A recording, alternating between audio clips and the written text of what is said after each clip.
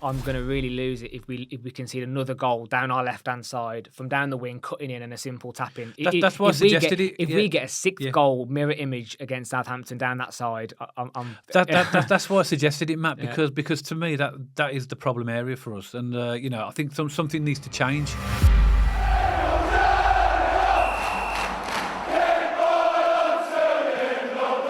Welcome back to Small Heath Alliance FC. And on Saturday, Birmingham City host Southampton at St.Andrews at Knighthead Park, with both teams really needing 3 points for very different reasons. Southampton, at the time of recording, are currently sitting in fourth, and they'll need those 3 points to keep the pressure on Leeds in second and Ipswich in third.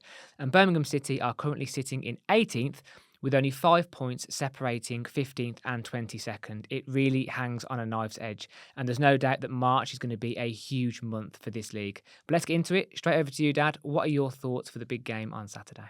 I think there's no doubt from the league table that Southampton clearly are a good team because they're right near the top. They've had a bit of a blip in recent games, losing 3 of the last 4, which is strange because before that they were unbeaten in 22 in the Championship, and then prior to that they lost 4 in a row. They've had it's like feast or famine with Southampton. They either win a lot of games or draw a lot of games and don't lose many, or suddenly go into periods where they're losing a lot.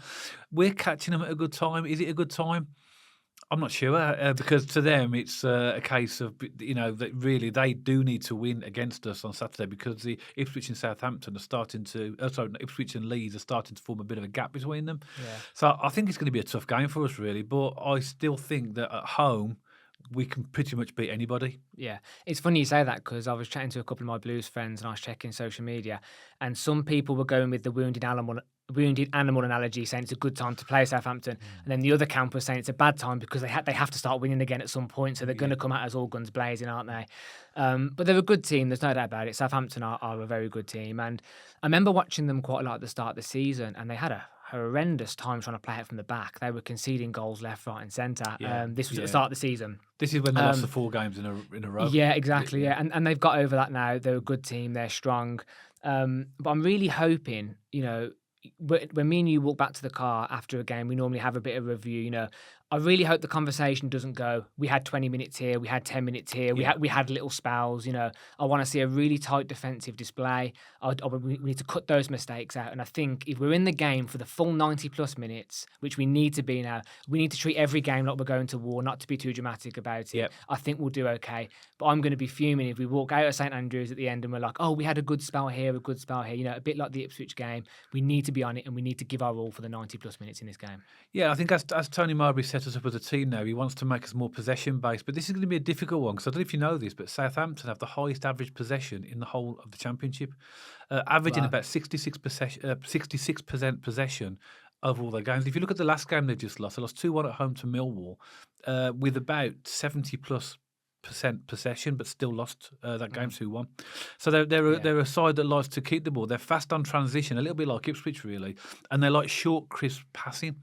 So they're a team that will ping the ball around and try to keep possession. So we've got to guard against that as well. I think maybe I agree with you. We've already identified this, that Blues look really good in small areas or small parts of the game, but we need to knit it all up so that it's more often. Yeah. And I think a game against Southampton, I think we're going to have to compete with them player for player and ball for ball and not let them dominate the game, which in terms of possession, which they have done to a lot of teams this season. Yeah, and my biggest concern for the game on Saturday is, against Ipswich, all 3 of those goals, in my opinion, were avoidable defensively, and we're coming up against Adam Armstrong, Shay Adams. They've got a lot of firing force up front, and Adam Armstrong this season, their captain, he's had 16 goals, and what's even more impressive, he's had 11 assists.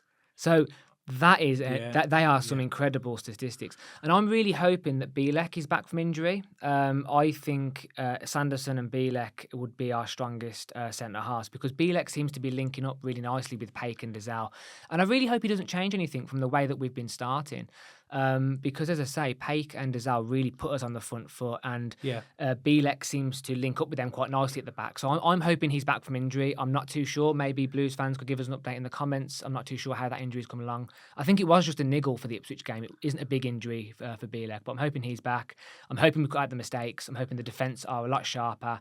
And I think, you know what, we're at home. Let's not pay them too much respect. Yeah. Let's go at them. And I think we can get a result. It's going to be a tough game. But Yeah, I mean, they played a system of 4-3-3, which is slightly unusual from the teams that we play because a lot of teams play 4-1-3-2, something like that. But Southampton tend to favour a 4-3-3 with attacking fullbacks, so they like this high line and like a lot of teams now, high press, and we've got to guard against that.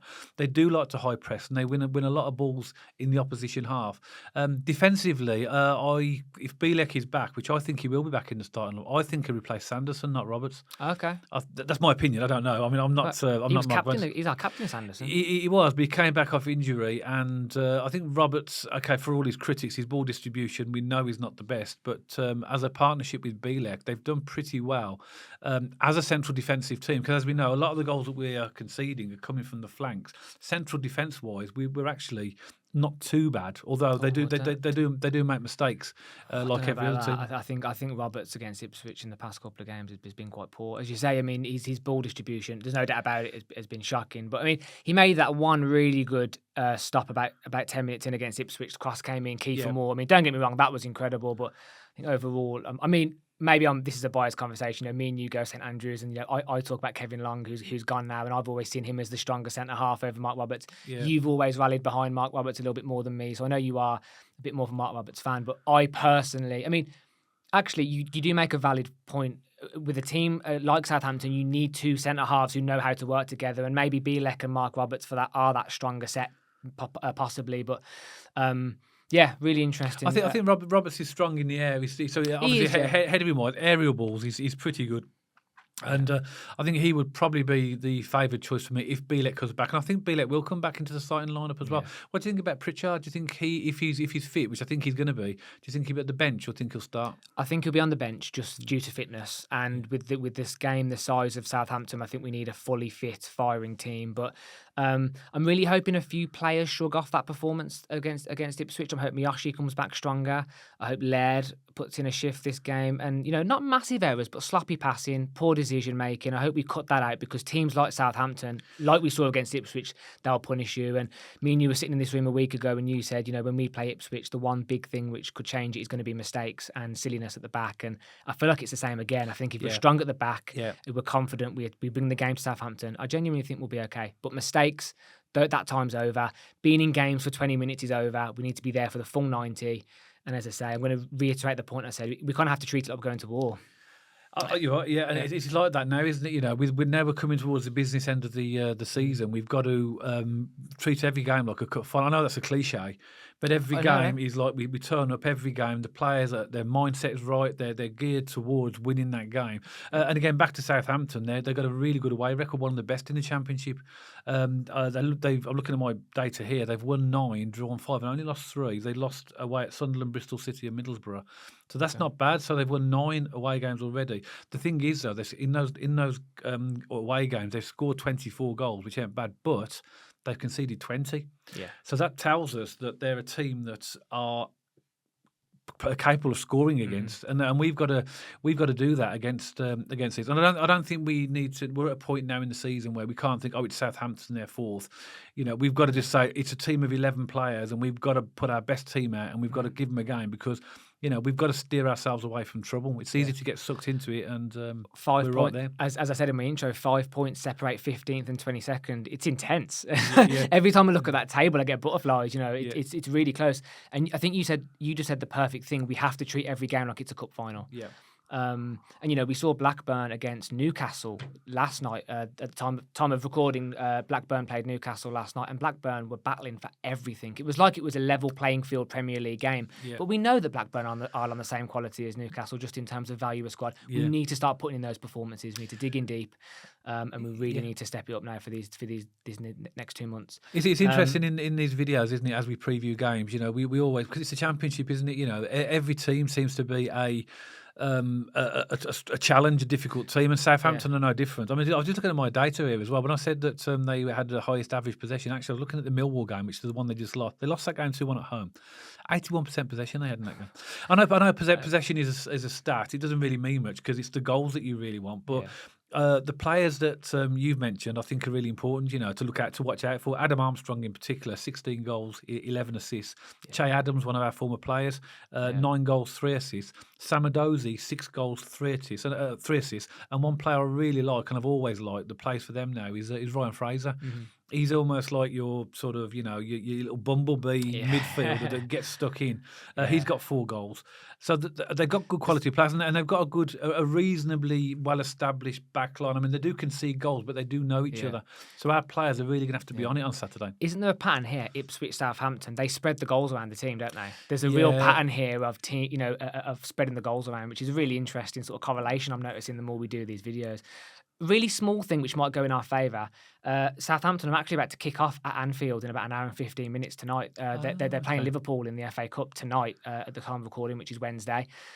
So tired legs, hopefully. It depends what team he plays. I think if you're good in at Anfield, you're going to be playing a full-strength squad. If I was Southampton, I'm not in Russell Martin's head, but that's what I'd be doing. Liverpool played the kids in the Carling Cup final, and they still won. Still beat Chelsea, didn't they? I don't think we'll get any Chelsea fans watching, but if they are, there's going to get some bites for sure. Well, we have got something in common with Chelsea. We're both playing blue, so in fact, actually, Chelsea were at Villa Park, and the Blues fans loved it because they started chanting "Your city's blue." Yeah, I know, because they actually won there as well. Yeah. I think this will be an interesting game from a Blues perspective. I do expect a similar starting lineup, but my hope is that we can be really sensible in our game management. I do think a lot of people feel that the substitutions at Ipswich almost cost us that game because I think we were at that point we were at 1-1 when they got subbed, and we were pretty compact. So I'd like us to sort of learn to read the game a little bit more, and make the subs at the right time, and leaving likes of Paik and Dazal on give us that little bit of strength in midfield. Jordan James is on a good run of goals, and he's playing really well at the moment, so I think he's almost nailed on to start as well. Stansfield as well. He's due a goal, Stansfield, but you cannot criticise his work rate. He can only score as many goals as he's been provided. Yeah. He needs the service to bounce off, doesn't he? And you can't knock his work rate. He works hard. He gets stuck in. I'm a big Stansfield fan. That's no secret. I think he's becoming a fan favourite. The majority of Blues fans love Stansfield. But you're right. Do you mind if I ask you a question? What do you think of this? And it's something that just crossed my mind that might make us a little bit more balanced. Okay, is bringing Buchanan back on our left, putting Laird back on the right, and that would mean that Drama would be on the bench. He's done nothing wrong. He's a good player. I mean, I actually love Cody Drama. I think he's a brilliant player for us. But I just wonder if that would give us more balance. I know Buchanan's had his critics, but that would give them the natural places where they should be then. Possibly even more controversial than that. Just off the back of the game, I would put Buchanan left, and I'd sub Laird and keep Drama. I think Drama's been absolutely fantastic. So I would possibly utilise Buchanan, but I wouldn't put Laird back on the right. Personally, I'd keep Drama. Interesting. However, I'm splitting hairs. I don't care if Laird or Drama's on the right because they're both brilliant players, but I think Drama's earned that place over the course of this season, if I'm being honest. I think the team is set up to try and accommodate both Laird and Drama because they're both good players. But obviously, as we've seen, Laird is not a left-footed player. And it shows against Ipswich. But Buchanan is. I mean, what do you think, Blues fans? Do you think, I know that Buchanan has sort of gone off the boil a little bit since the start of the season, but when he came, first few games, he was absolutely brilliant in that position. What do you think? Do you think he would be a good choice to go back at left back for us? Let us know in the comments below. Yeah. Another disclaimer before we go. I'm going to really lose it if we concede another goal down our left hand side from down the wing, cutting in and a simple tap in. That's why I suggested it. If we get a sixth goal mirror image against Southampton down that side, that's why I suggested it, Matt. Because to me that is the problem area for us, and I think something needs to change to address that, which is why I'm suggesting bringing Buchanan back. Again, I love Cody Drama, I love Ethan Laird, but there's not room for both of them if Buchanan's back, so thankfully I'm not the manager. Even more controversial. What about Longhello?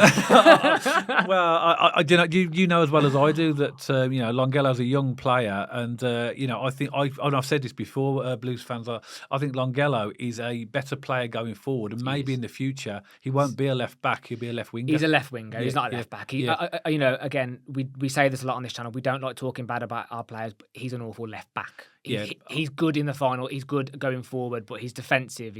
We've conceded so many goals through his decision making and defensive ability. But as you say, I think Buchanan or Laird, are both strong players in that position. But I think Laird is showing that he isn't a left back, you know. Yeah. But I like Laird's passion, and I like that he rallies the crowd up, and he wears his heart on his sleeve, Yeah. and you know, and he will go at players. I think the reason why Buchanan isn't playing, by the way, as an observation, is Mowbray likes his fullbacks to go up the pitch and attack, whereas Buchanan's a little bit more reserved in that regard. He won't just get on the ball and bolt up the field. But I think against a you know, team like Southampton, this game would suit Buchanan because I don't think we're going to get that level of possession like we do or with pressing for other teams. Possibly, and it yeah. might give us a bit more stability at the back for this game. I think you've got to pick your team based upon each game and the opponents. And I think for this game, for me, Buchanan would probably be suited at left back. I mean, Southampton do like to get it down the wings as well. Again, you highlighted perfectly earlier, they're fast on the transition, just like Ipswich. They're quick, but they do go down the wings. And they're going to have done their homework against us. They're going to know we've got sort of issues down there. So